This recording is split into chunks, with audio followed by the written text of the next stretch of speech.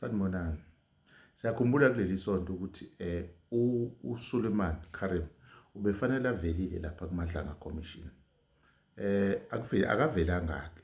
Uvele abameli bakhe bezochaza isizathu sokungaveli kwakhe.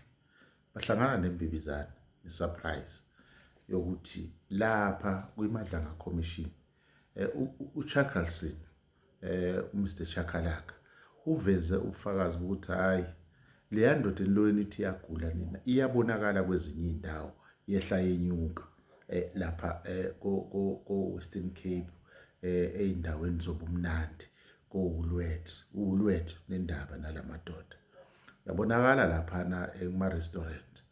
So ayikho lento enizositshela yona, siyayidinga le ndoda.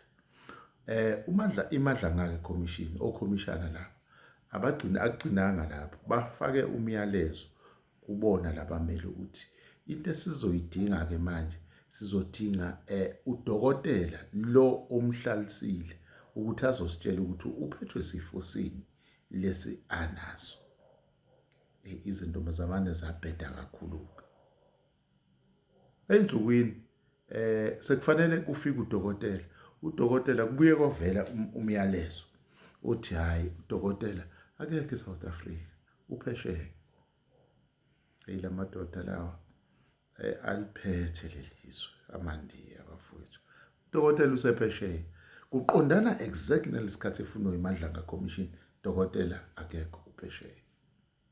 Ngala kwelinye isayidi, ngala uFiro uMajor General Firoz Khan kunele kwavela le ndaba yokuthi hayi sekufuneka odokotela ke manje akusezukudilwa nabo kanye nama-sick note lawa angacacile. Sekufuneka ngqo udokotela azochaza ukuthi lamadoda aphethwe yini. Hayi yashintsha indaba. Firoz wa-discharge same time emva kokuhlala isikhathi eside lapha. Lokho wahlala ngomhla ka-1 edubulekile, siyakhumbula phela wayedubulekile uFiroz wa-discharge same time sekhaya nesikhuluma. But umehluko-ke ukuthi uvale wonke umuntu, uthe akafuni kubona muntu, namaphoyisa asikho isidingo sokuthi amvakashele.